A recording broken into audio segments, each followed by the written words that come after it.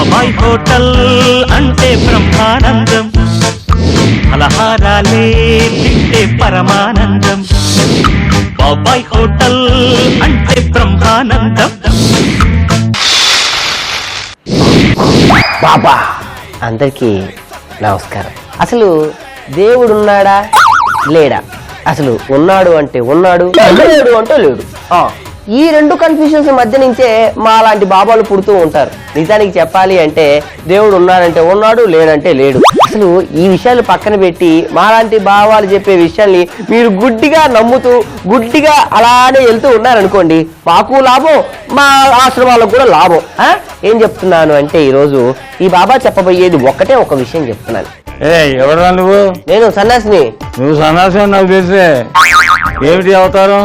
నేను నాయనా వచ్చి పాదసేవ గాని నమస్కారం చేసుకో, నేను బాబా అని. ఇంతకి నువ్వెవరు నాయనా? చివరికి నా పేరు కూడా మర్చిపోయేంత గొప్పవారే పేరా. నన్ను బాబాయ్ అంటారు స్వామి. బాబాయ్ అంటారా నాయన?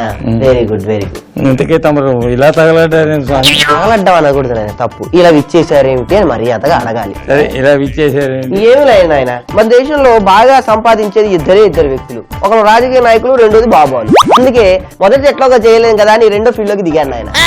Getup Baba. A to the B to the 3 6 4 into 3 into 9 is equal to theta B equal to cos theta. దిక్కుమాల భాష స్వామి. బాబాలు ఇష్టం వచ్చినట్టు మాట్లాడుతూ ఉంటారు నాయన. బాబాల్ని ఇప్పుడు ఏం మాట్లాడావు అని అడిగితే మళ్ళీ చెప్పడానికి దక్షిణేస్తే గాని చెప్పవు. అంటే అర్థం కాని మాట్లాడితేనే కదా ప్రజలు ఏదో పెద్ద అద్భుతమైనటువంటి విషయం చెప్పారు అనుకుంటారు. ఎక్కడి నుంచి దయచేశారు నాయన? నేను ప్రెసెంట్ హిమాలయ పర్వతాల నుంచి కన్యాకుమారి వెళ్తూ ఉంటే దారిలో ఏదో ప్రశాంతమైనటువంటి ఇదేదో ఆశ్రమంలా ఉంది. ఏదో పేడ అలికినట్టు, చక్కగా తడికలు అలికినట్టు ఉంది. అందుకే ప్రశాంతంగా కాసేపు ఇక్కడ శ్రాద్ధ తీద్దామని వచ్చి ఇక్కడ కూర్చున్నాను నాయన. టికెట్ కొని వచ్చారు స్వామి? ఏ టికెట్ నాయన? రైల్వే లేకపోతే తప్పు నాయన. మనం ఎక్కితే వాళ్ళ అదృష్టం, దిగితే వాళ్ళ అదృష్టం. మనం ఈ టికెట్ ఎవరిని అడగరు నాయన. అలా విమానం మీద కిందకు తోసిన వారా స్వామి? తప్పు నాయన, తప్పు. అప్పుడు ఏకంగా జ్ఞాన ప్రసాదమే దొరుకుతుంది మనకి. అలాంటి పనులు మనల్ని ఎవరు చేయరు. మనల్ని డబ్బులు ఎవరైనా అడిగామనుకో మనకి మనం పుణ్యం ప్రసాదిస్తాం, వాళ్ళు మనకి డబ్బులు ప్రసాదిస్తాం. ట్రాన్స్ఫర్ అనమాట, ట్రాన్స్పోర్టేషన్. ఎందుకీ తమరి పేరేమిటి స్వామి? అబ్బాయానంద స్వామి అని. ఓ అబ్బాయి. ఈ రోజు నుంచి నిన్ను నా శిష్యుడిగా నేను స్వీకరిస్తున్నాను. నా దౌర్భాగ్యం. అదృష్టం నాయన. అదే నాకు ఏదో సౌభాగ్యం ఏదో అంటారు కదా. అవునవును, అంత భాష రాదు. ఈ రోజు నుంచి సౌభాగ్యం, లక్ష్మీ భాగ్యం, కటాక్ష భాగ్యం, అన్ని భాగ్యాలు నీకే తగ్గుతాయి. ఎందుకంటే నా శిష్యుడిగా జాయిన్ అవుతున్నావు కదా నాయన. నేను చేయాల్సిన సేవ ఏమిటో చెప్పు. ఇంతకు ముందు నా శిష్యులు ఉన్నప్పుడు ఇద్దరు శిష్యులు ఉండేవాళ్ళు ఆయన. ఒకరు హత్యానంద స్వామి, రెండు గోచిరామ్ బాబా. ఇద్దరు కాస్త బిజీ సెక్షన్స్ లో ఎవరికి వాళ్ళు బిజీ అయిపోయారు. ఆల్మోస్ట్ బిజీ అయిన తర్వాత నా దగ్గర ఎందుకు, ఎవరు బతుకు వాళ్ళు బతకనివ్వాలి, అంతే కదా. తమరు వేసుకున్న ఈ కాషాయం తోటి ఆ వస్త్రం కూడా పవిత్రమైంది. చాలా సంతోషం. ఇంతకీ ఆ దిక్కుమాలి నిక్కరేమిటి స్వామి? నిక్కర కాదు, మోడ్రన్. ఈ ప్రపంచంలో ఇద్దరు కాలానికి తగ్గట్టు మారుతూ ఉంటారు. ఒకటి ప్రకృతి, ఒకటి బాబాలు. ఏ ప్రకృతి రన్ అవుతుందో అది మారిపోవడం సహజం నాయన. ఎంతకైతే మరి ఇక్కడికి ఎందుకు దయచేసినట్టు? దేవుడు అన్ని చోట్ల ఉండలేడు నాయన. అందరి సమస్యల్ని దగ్గరికి వెళ్ళి కనుక్కొని తీర్చలేడు. ద రిప్రజెంటేటివ్ ఆఫ్ మ్యాన్, మనం దగ్గరికి వెళ్ళి ఏమిటి, ఏమైనా బాధ ఉందా, ఏమిటి మీకు ఎలా ఉంది అని తెలుసుకోవడానికి దేవుడు మా లాంటి బాబాలు సృష్టించారు. ఒక్క విషయంలో చెప్పాలంటే మేమే దేవుళ్ళం, పరిత్యాగులం కదా. ఓ సర్వసంగ పరిత్యాగం. అన్ని పరిచయించారు. అదే సిగ్గుశరంతో సహా అన్ని పరిచయించారు అంటున్నా. అదే నాయన, నేను కొంచెం గ్రాంధిక భాష వాడుతున్నా, నువ్వు పచ్చి భాష వాడుతున్నావు. ముందుకు రాని ఇంకో విషయం చెప్తా, తల తిరుగుతుంది, తిరగలేకపోతా. ఇగో ఇంకో విషయం చెప్తా విన్నాయన. చెప్పండి. మొన్న మోడీ గారు నాకు ఫోన్ చేసి అడిగారు, ఏమండి ఇండియాని క్యాష్ లెస్ ఇండియా చేద్దాం అనుకుంటున్నా, మీ అభిప్రాయం చెయ్యి. కాకపోతే మాలాంటి వాళ్ళకే బాబాలకి కాస్త ఇబ్బంది అవుతూ ఉంటుంది. బాబాలకి ఎందుకు స్వామి ఇబ్బంది? సర్వసంగ పరిత్యాగులు కదా. మరి కోర్టున్న వాళ్ళ దగ్గర దోచుకోవడమే కదా మన కాన్సెప్ట్. క్యాష్లెస్ ఇండియా చేస్తే కార్డులు గీడ్లు గట్రా మనం ఏం చేసుకుంటాం, నాలుగు గీక్కోనా. మొన్నటికి కూడా రాజమౌళి వచ్చి మరి కట్టప్పకి గుండెమే బొచ్చుంది అలా ఉండద్దా అన్నాడు. ఒకటే ఒక మాట నిక్కచ్చుగా చెప్తా, ఉంచకూడదు అన్నాడు. ఎందుకంటే ఆయన ఎవరు మహిష్మతి రాజ్యానికి సేనాధిపతి. మరి ఎదుటి సైన్యం ఆయన మీదకి వచ్చి జుట్టు పట్టుకునే కదా లాకెళ్ళేది. అలాంటి పరిస్థితులు రాకూడదు, ఈయన ఎవరికి చిక్కకుండా ఉండాలంటే కట్టప్పకి గుండు కొట్టియాలి అని చెప్పి. రేపన్న రోజున మీ నిజ స్వరూపం బయటపడితే తమను కూడా జుట్టు పట్టుకునే ప్రమాదం ఉంది కదా. తప్పు నాయన. ఏదైనా బయటపడుతుందేమో గానీ మా బాబాల అసలు నిజ స్వరూపం బయట పడదు నాయన. అంత కోపంగా ఉంటుందా స్వామి? కోపంగా ఉంటుంది, లోపల ఉంటుంది. ఒక్కసారి మరి తమ నిజ స్వరూపం ఏంటో తెలుసుకోవడానికి నన్ను పప్పు గుత్తి వాడమంటారా కర్ర వాడమంటారా? మీరు పెద్ద పెద్ద వాళ్ళు ఎన్ని గుర్తులు వాడినా ఎన్ని కర్రలు వాడినా మేమే బయట లేదా తప్పు నాయన. ఇగో మాకు కాస్త ఆకలి అవుతుంది, భోజనం చేసే సమయం దగ్గరకు వచ్చింది, నువ్వు ఏ ప్రసాదం చేసి మాకు సమర్పించుకుంటావు సమర్పించుకో. స్వామీజీకి ప్రసాదం అక్కర్లేదు స్వామి, నిత్యం శివధ్యానం ధ్యాస, శ్వాస మీదే శ్వాస, అంతకంటే ఏముంటుంది? అంటే అది వజ్ఞలు, మేము నీకు చెప్పకూడదు ఇలాంటివన్నీ. ఏం చేస్తున్నావు చెప్పు, ఏం ప్రసాదం చేస్తున్నావు? ఏదో ఒకటి తినక తప్పదా స్వామి? అంతేగా. నా కర్మ కొండక తప్పదా స్వామి? అంతే కదా. అంతేనంటారా? ఏం ప్రసాదం చేస్తున్నావు నాయన?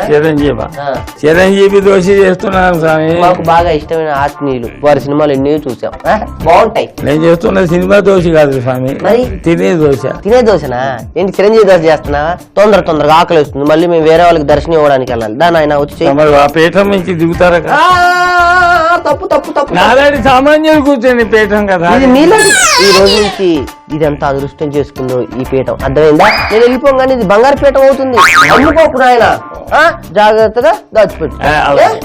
ఓకే, ఎలాగో ఇన్కమ్ ట్యాక్స్ వాళ్ళు వస్తారు, మొత్తం ఎత్తుకుపోతారు కదా. ఇన్కమ్ ట్యాక్స్ వాళ్ళు కూడా మన శిష్యులే. రెడీ, చిరంజీవి దోశ. మీరు చెప్పండి, మేము చేసి మీకు పెడతాం. స్వామీజీ ఎంతో మంది ఎంత అనుగ్రహం, నాకు దోశ వేసి పెడతారా స్వామి? ఏదైనా వేసి పెడతాను. తప్పకుండా స్వామి.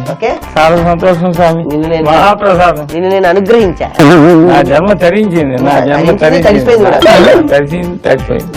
కూర్చో. అలాగే స్వామి, తమరు ఎదుగుకుండా కూర్చోవలసి వస్తుంది. మన ఏదో కాలంలో ఏదో వాంగకు అమ్మో. తమరు కాస్త పెద్ద ప్లేట్ అందుకుంటారు స్వామి. వాచకం అనేది ఇంపార్టెంట్ ఆయన. అసలు తమరు వారు పద్ధతి ఏది ఇదా? పైన పెద్ద ప్లేట్ తీసుకుంటారా స్వామి? తీసుకున్నాను ఆయన. ఏంటి ఏమేమి ఇవన్నీ? ఇది ఒక పెద్ద కప్పు నిండా మామూలు బియ్యం స్వామి. ఇవి సగం కప్పు ఉప్పుడు బియ్యం స్వామి. Okay okay okay. ఇవి సగం కప్పు కొంచెం పైగా అటుకులు. Okay okay. ఇది కొంచెం అన్నం స్వామి, ఉడికిన అన్నం. ఇవి చాలా కొద్దిగా వేసుకుని మినపగుళ్ళు స్వామి. ఆ తర్వాత ఇవి మెంతులు స్వామి, కొద్దిగా మెంతులు వేసుకుంటాను. ఇవన్నీ నీళ్లలో ఒక గంటన్నర సేపు నానబెట్టుకున్న తర్వాత గ్రైండ్ చేసి కనీసం 6 గంటలు 8 గంటల సేపు, ఎంతసేపు అయినా సరే దాన్ని పులి పెట్టుకోవచ్చు స్వామి. ఒక 8 రోజులు 9 రోజులు ఫ్రిడ్జ్ లో పెట్టుకుంటే దాదాపు 6 రోజుల దాకా కూడా పెట్టుకోవచ్చు స్వామి. ఎందుకంటే మినిమం ఎక్కువ వేసామనుకోండి ఎక్కువ కాలం నిల్వ ఉండదు, అందుకే మినిమం చాలా తక్కువగా వేసుకుంటున్నాం స్వామి. అర్థమైందా స్వామి? ఈ పళ్ళేరము అక్కడ పెట్టేసి తమరు ఆ గిన్నె ఇలా తీసుకొస్తారా స్వామి? ఈ గిన్నెనా? అవును స్వామి. ఓకే. ఈ ప్రకారంగా ఇవన్నీ తయారు చేసి ఇవన్నీ వేసి నానబెట్టిన బియ్యమే మనం పిండిగా తయారు చేసి ఊరబెట్టిన పిండి స్వామి. మంచి ఊరబెట్టే తమరు చూస్తుంటే కాస్త పుల్లటి వాసన కూడా వస్తుంది, ఇక్కడ దాకా వస్తుంది. దీన్ని తీసేస్తారా స్వామి? ఆహా, ఏం అనుగ్రహం, ఏం అనుగ్రహం. మనం దీంట్లో కొద్దిగా ఉప్పు లవణం వేసుకోవాలి స్వామి. ఉప్పు 1 స్పూన్ చాలు స్వామి, చాలు. అలాగే దాంట్లో కొంచెం పంచదార కూడా వేసుకోవచ్చు స్వామి. అంతే స్వామి, అంతకంటే ఏమీ లేదు స్వామి. దీన్ని మొత్తం కలపాలి స్వామి.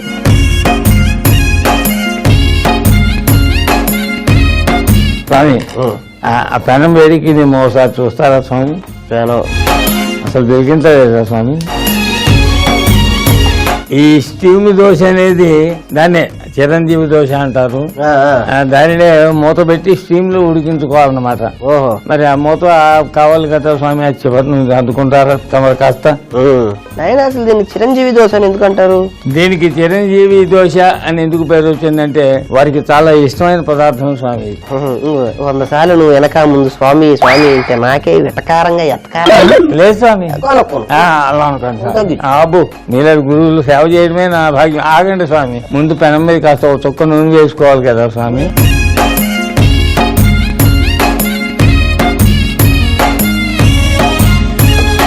ఆ వస్త్రాన్ని తీసుకుని దాన్ని శుభ్రంగా ఒకసారి తొడవండి స్వామి. కరెక్ట్ గా ఒక గరిటె తీసుకుని సెంటర్లో వేయండి స్వామి. అంతే స్వామి, అంతే స్వామి. చాలా ఎక్కువ పోయొద్దు స్వామి, ఎందుకంటే ఈ మూత మళ్ళీ దాని మీద పెట్టాలి కదా. అద్భుతం అద్భుతం అబ్బా స్వామీజీ ఏమి సృష్టి ఏమి సృష్టి. సృష్టి లేదు ఆయన, మనం చేసిందే అంత. దాని మీద కాస్త చుట్టూ నూనె చుక్కలు కూడా కాస్త వేయాలి స్వామి. వేద్దామా? వేయొచ్చు స్వామి. చాలు స్వామి. దీన్ని దాని మీద మూసేస్తే అది చక్కగా అలా ఉడికిపోతుంది, స్టీమ్ లోనే ఉడికిపోతుంది స్వామి. అవును, అసలు మూత పెట్టడం దేనికి దోశల మీద? ఎందుకంటే అది స్టీమ్ దోశ స్వామి. అంటే ఇది మామూలు దోశలాగా వేసేయడం కాదు. పిండి వేసాం కదా, పైన మూత పెట్టినందువల్ల ఏమవుతుందంటే ఆ స్టీమ్ కే పిండి అంతా ఉడుకుతుంది స్వామి. కింద బంగారం వస్తుంది, పైన స్టీమ్ వస్తుంది. తమరు వీక్షించారు కదా.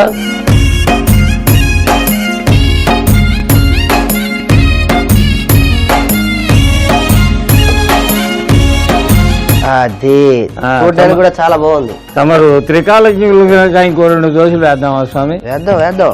జాత ముందు నూనె చుక్క వేయాలి కదా స్వామి. వేద్దాయా? తర్వాత నీళ్లు చల్లాలి. టెస్ట్ చేసా. ఇక తమకు తెలియదు కాదు, తెలిసే చేస్తున్నారు.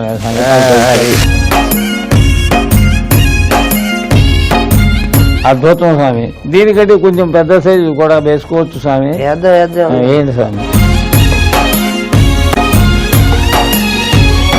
చాలు స్వామి, పిండి మాత్రం ఇంకా అక్కర్లేదు, దాన్నే కొంచెం.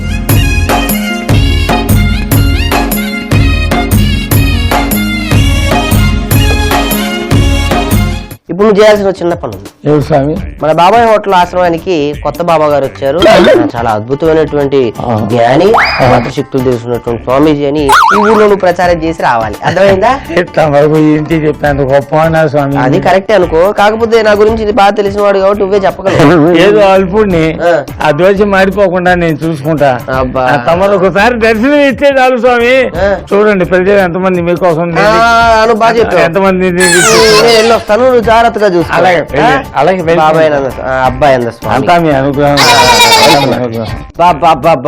బాబాయ్ చి దయచేయండి స్వామి. మీ నైవేద్యం కోసం ఒక 3 వేసావుగా. మీ ఊర్లో ఎవరికి భక్తి లేదా?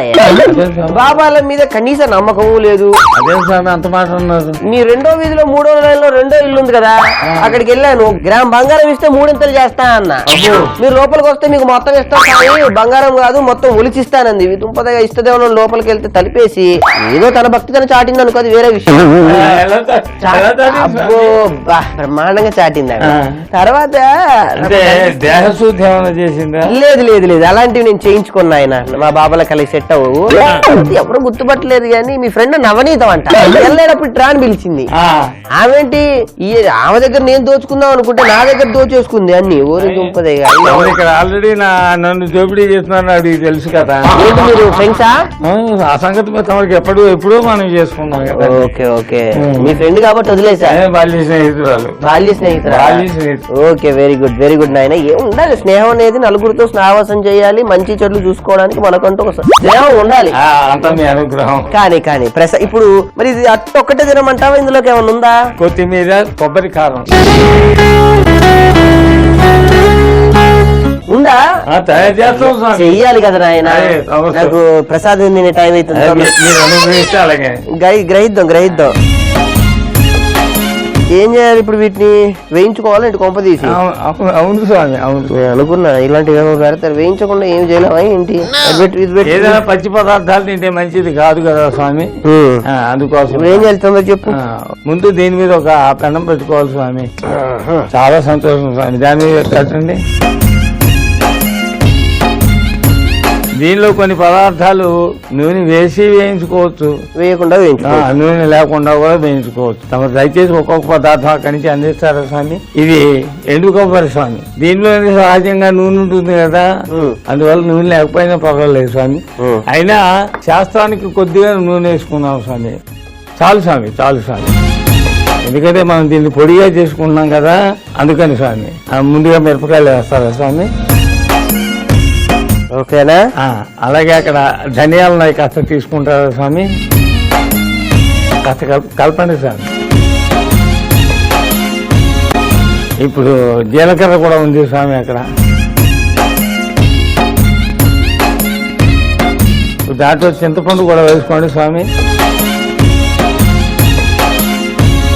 ఈ కొబ్బరి కూడా దాంట్లో వేసి కాస్త వేయించుకోండి స్వామి.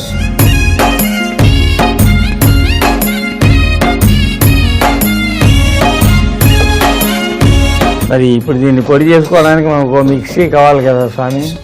ఇద్దాం, అనుగ్రహిద్దాం. తమరు ఇలాంటి విభూతి వస్తుంది, అవును, అలాంటి కుంకుమ వస్తుంది, అవునవును, మరి ఎలాంటి మిక్సీ వస్తుందేమో ఒకసారి చూడకూడదు. తప్పు నాయన, చిన్న చిన్న వాటి గురించి మంత్రాలు వాడది కిందనే ఉంటది మిక్సీ. చాలా ధన్యవాదాలు. అది కిందే పెట్టుకొని నువ్వు దొంగ అట్లా నాకు ఎందుకు నాయన అలాంటి గొప్ప వాళ్ళని అలా పరీక్షిస్తావు? స్టవ్ ఆఫ్ చేస్తారా స్వామి? అది మాడిపోయే ప్రమాదం ఉంది కదా, అందుకని మొత్తం దాంట్లో వేసుకోండి స్వామి.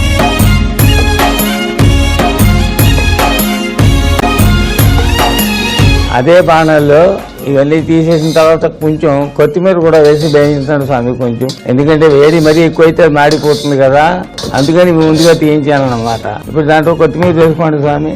కొత్తిమీర వేసేయండి మొత్తం. ఇప్పుడు మనం చేసేది కొత్తిమీర కొబ్బరి కారం కదా స్వామి, ఇది తొందరగా మగ్గిపోతుంది. కొంచెం కలిపి పెట్టండి స్వామి. ఫ్రెష్ కొత్తిమీర 2-3 సార్లు తిప్పండి స్వామి. కొత్తిమీర సువాసన వస్తూ కొంచెం పచ్చిగా ఉన్నా కూడా బాగుంటుంది స్వామి.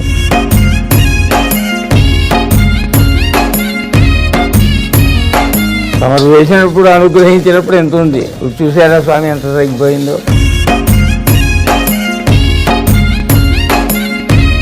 జాగ్రత్త స్వామి, జాగ్రత్త స్వామి. కొంచెం మితంగా ఉప్పు కూడా వేసుకోవాలి కదా, ముఖ్యమైన పదార్థం. వేయాలి. ఒక 2.5 స్పూన్లు వేసుకోండి స్వామి. సరిపోతుంది స్వామి, సరిపోతుంది స్వామి. నన్ను తీసుకెళ్లి దాన్ని పొడి చేసి తీసుకురమ్మని. వెళ్ళి ఆయన తొందరగా. అలాగే, నేను ఈయన వచ్చేదాంట్లో ధ్యానంలో ఉంటా. ధ్యానంలో ఉంటా. ఫోన్లేండి, ఫోటోలు దాటి బయటకు వెళ్ళరు, అదే నాకు సంతోషం. ఎందుకంటే మీరు అనుగ్రహించడానికి ఏ నవనీతం ఇంటి వరకు వెళ్ళారు అనుకోండి, మళ్ళీ మీకేం ప్రమాదం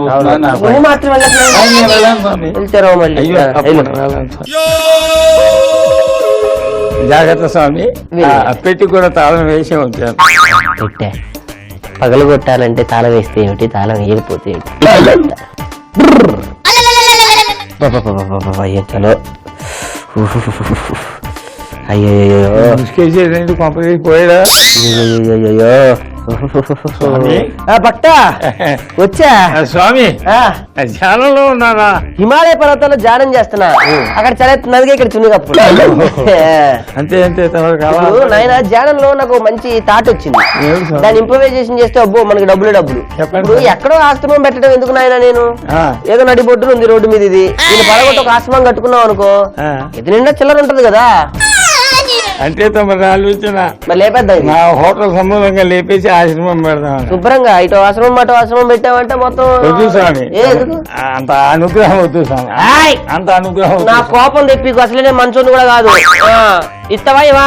ఇచ్చే అవకాశం లేదు స్వామి, అది ఏమాధారం ఇదే కదా. ఓహో, వాసొస్తుంది లోపల. నేను చెప్పించే చెప్ప మీ అనుగ్రహం మీకు అంతగా ఇక్కడ ఏమాత్రం తగ్గపోయినా బయటికి తెచ్చాను స్వామి. వెళ్తా. ఏం చేస్తానంటే వెళ్ళి ఈ హోటల్ పడగొట్టి ఇక్కడ ఆశ్రమం ఎలా కట్టాలి అన్న ప్లానింగ్, డబ్బులు చందాలు కావాలి కదా నాయన. ఆశ్రమే కడుతున్నాను, నాకు చందాలు కావాలి. ఆశ్రమే కడుతున్నాను, నాకు అలాగే స్వామి, అలాగే స్వామి. ఈ అడుక్కు తినే బుద్ధి మాత్రం పోలేదు స్వామి మీకు. అది కాళ్ళు ఎరగొడతారు ఏమనుకుంటున్నారు ఒక్కొక్కళ్ళది. చందాలు ఇచ్చారా స్వామి? ఇస్తారు, ఎందుకు ఇయ్యరు? తీసుకెళ్లారుగా, తల మీద ఒకటి ఇస్తా అన్న చందా ఇవ్వకపోతే. ఊర్లో వాళ్ళందరూ భయపడ్డారు. మీరు ఆశ్రమానికి పదండి, హోటల్ కి మేము వచ్చేస్తాం అందరం అన్నారు. మీకు బిరుదు కూడా ఇవ్వలేదా? ఏం బిరుదు ఏమి ఇవ్వలేదే స్వామి. దౌర్జన్యానంద మళ్ళీ అది ఏదో ఇచ్చి ఉంటారు స్వామి. చెప్పిద్దామంటే నీళ్లు కూడా లేవు. తీసుకొని పదా, నైవేద్యం సమర్పించుకోవడం కదా. అవును, కాస్త కారపొడి తీసుకుంటారు. మరి తీసుకో. కొత్తిమీర, కొబ్బరికాయ నేనే తీసుకోవాలా? తీసుకోవాలి. మీ అనుగ్రహ హస్తాలతో మేము స్వీకరించాలి. నువ్వు అట్లా గ్రాంధిక భాష మాట్లాడుకు, జనరల్ భాష మాట్లాడిన దగ్గర నుంచి అర్థమే కదా చేస్తానా నేను.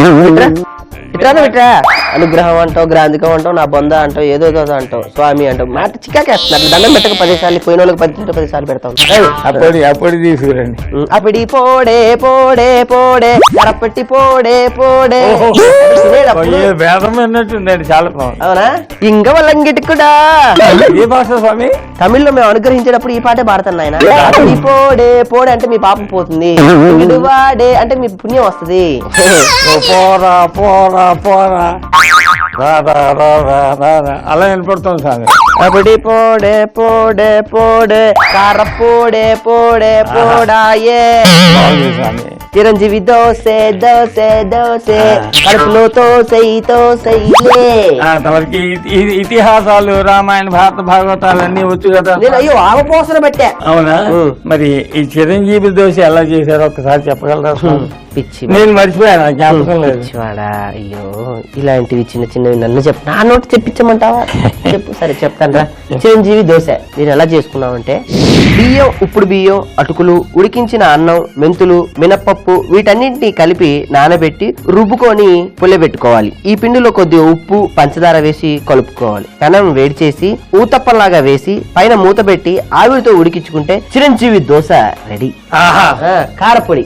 బాగుంది స్వామి. ఏంటది?